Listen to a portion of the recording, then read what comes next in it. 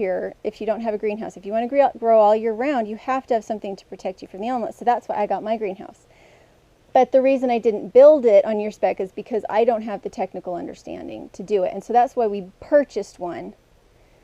And so I can totally see the value of it, but I see how far I have to come because your system is extremely efficient. And that's a key word. It's a system. And so everything is dependent on those 6 laws. And so before I plant these plants here, I ask myself, are they going to be ending up taller than these plants over here? Mm-hmm. Now you can see these plants aren't as dense as the plants in the back. So we planted the plants on the north side that are going to be taller and thicker. Mm-hmm. And we planted the shorter plants and the younger plants on the south side, so they're not going to be shadowing the north side. This is amazing.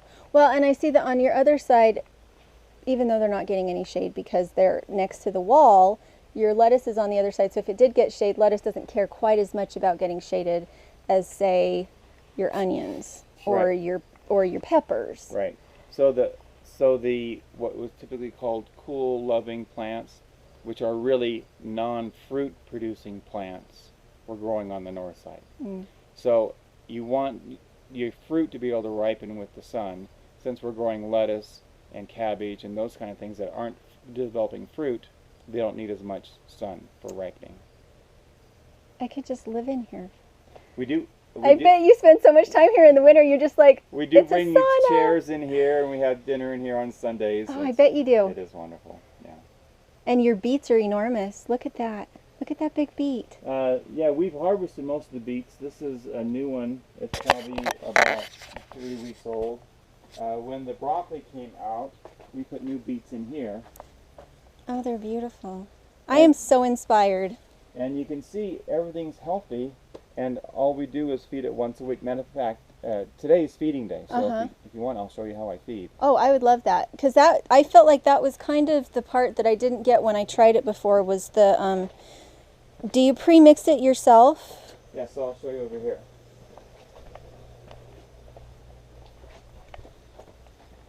So here, this is what I keep in the greenhouse for nutrients. I have my weekly feed, which is a mixture of all-purpose fertilizer, natural mineral fertilizer, which is nitrogen, phosphorus, and potassium.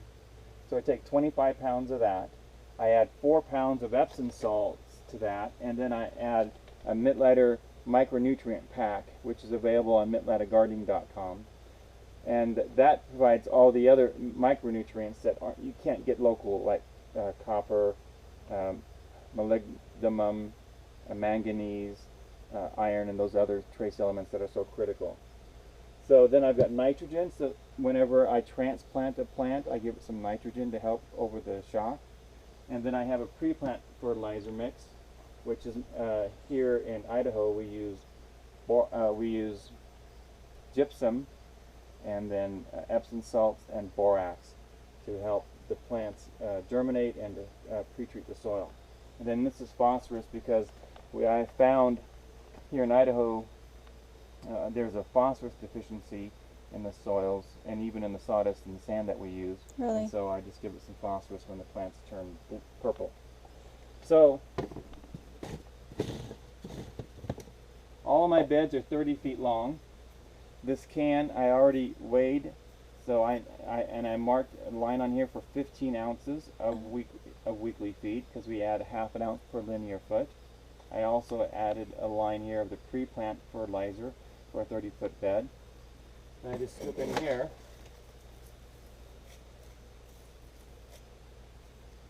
Get the pre-mixed all-purpose fertilizer, Epsom salts, and the Mittleider micronutrients to that line.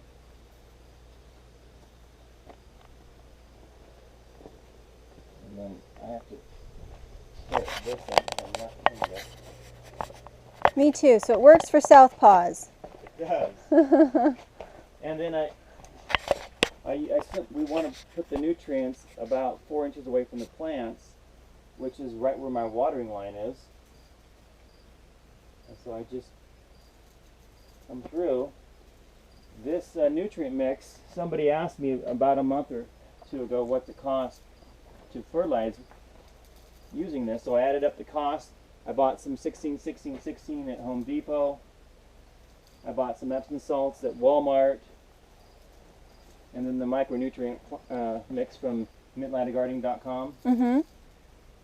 So I added up the cost for all that, and I'm growing these tomatoes for 2 cents a pound.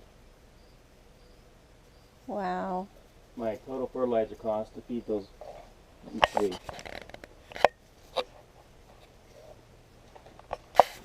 So everybody gets fed the same. It's sort of like when you set the table, you make dinner for everybody, right? And then do they just take what they want from it? Then they take what they need, and if they need more, they'll ask Mom, can I have seconds? And you'll tell by color. And Color and... Yes. The plants will tell you that if there's a deficiency, if they need more. Okay, so I just ran out a little bit there, so I'm going to take a little bit more.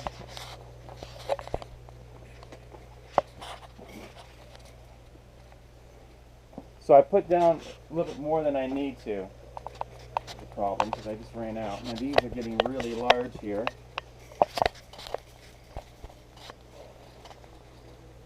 And there's my pollinator. She made it in. She comes in every day. Have you noticed that the bumblebees love yellow flowers? I do. Because we have Siberian pea shrubs that we have covered in bumblebees, but no honeybees. Yeah, I see the honeybees. I see the honeybees outside, but not so much inside. Yeah. Isn't that interesting?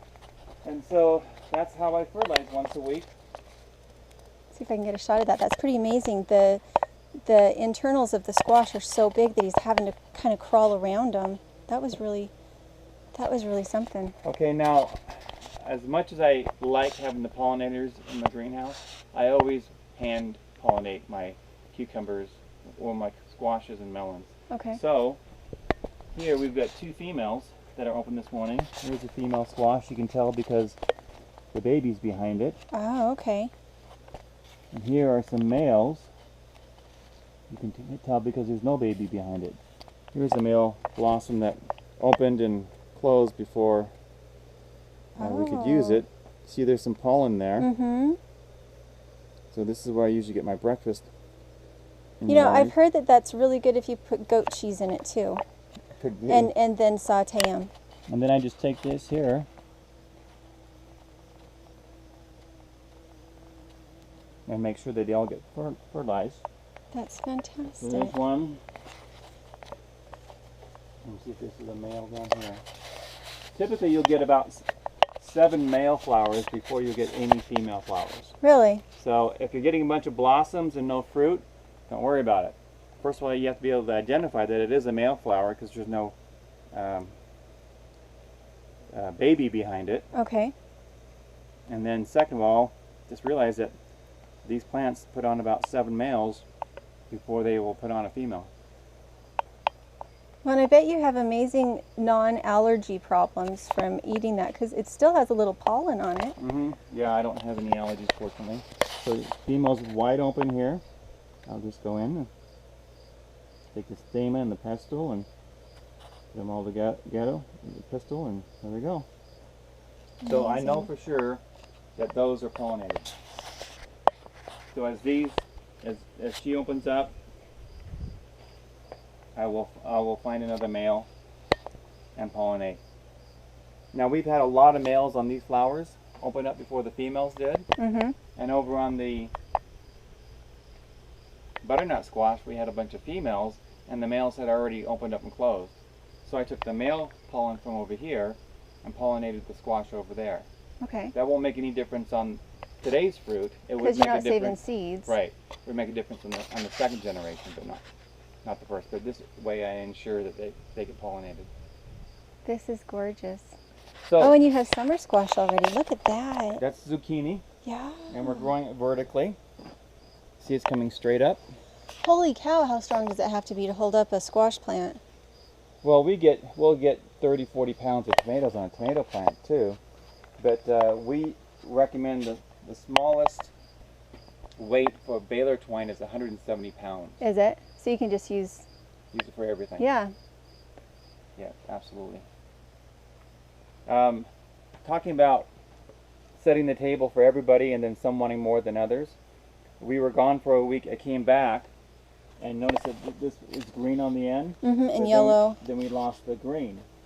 And so that's an indication that that needs magnesium. Magnesium. And that's the Epsom salts, right? That's the Epsom salt. And there's several different shades of yellow. Okay. This is one of the shades of yellow.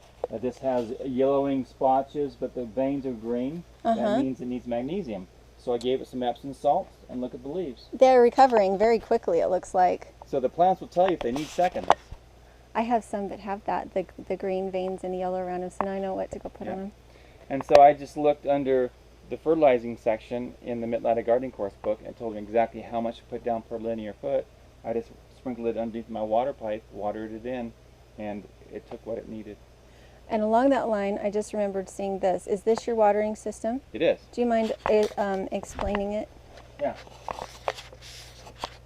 So over, let's step out here. Okay. So this is my source of water. This is my source of water. This goes down and has the plunger 4 feet below ground so it doesn't freeze. So when we excavated to put in the GeoAir tubes underneath, we tapped into that. So that's our source of water. Okay.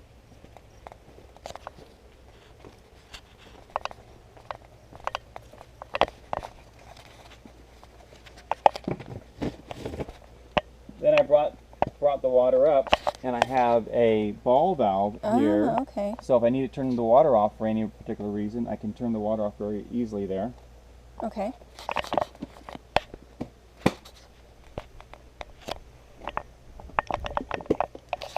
And then here at the base of the watering, I have a sprinkler timer. So I have 4 growing areas, so I have 4 sprinkler timers. All this is bought at Home Depot. And then I have a sprinkler controller. And it just comes on at 7 o'clock in the morning. It'll run for 1 minute. Wow. So it's not like a total drip system where it's only a teeny bit. That's why you can do it for 90 seconds, right? Is because it's actually putting enough water out. And I can see how much water it's putting out. It's watering below the leaves so the plants aren't getting wet. Oh. I'm only watering right here. I'm not watering the whole aisle area and everything. So you're not encouraging weeds. And where do I put my nutrients? Right at the base of the plants. Right here below the watering line. And so when this turns on and I've just fertilized for the day, it will dissolve those water-soluble nutrients. So it does a lot of things. It's above ground, so it doesn't get clogged with dirt. Right. It's not soft plastic, so if I hit it with a tool or something, it's not going to nick it and break it. Right. It'll last 20 years. Yeah, it's right there in 90 seconds, and it would saturate it if you have some really good stream coming through there. Yeah. So zone 1 is done now, and so automatically zone 2 turns on. That is phenomenal.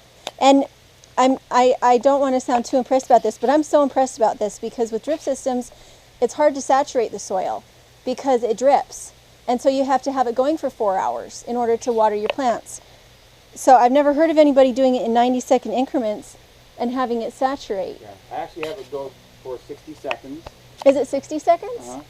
And as the plants get larger and they're producing more fruit and it gets hotter, then I will do it twice a day or 3 times a day. I simply look at the plants, and if they're wilting, they need water. Well, and because you don't have it on the leaves, you're not having a huge amount of evaporation. It's all in the soil. Right. I water once a week because I fill the bed up once a week with my watering, and it holds the water, but I have a lot of evaporation. A lot. Your greenhouse is much less muggy than mine. So That over here is we just put down the amazing. nutrients, right? Yeah. So you can see how this automatic watering system comes right down on the nutrients and will dissolve those nutrients. So every day they get fed and watered. Because it takes it's a slow release. It's It's well, it's not exactly a slow release, but because it is not all of the nutrients are getting watered every day. So some will dissolve today, some will tomorrow, and so forth. So it's very little work, very little cost, and as you can see, it's like a miracle. Like I said, it's a system.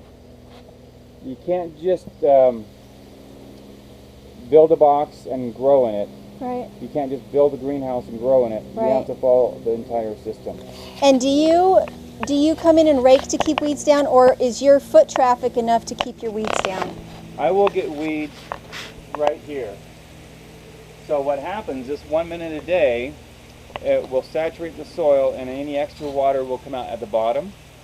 And so that's usually moist around the edges, and that's where the weeds are. But right here... Because you're walking it on the... It's too compacted. Yeah. And over here, occasionally we'll get some weeds where we don't walk, and I just hit it with the Kenyan two-way hoe, and that takes care of it too. Well, and because you don't have a huge amount of water in the system, they have to go all the way from outside to get over into your bed. Yeah, you notice where they are. They're right where the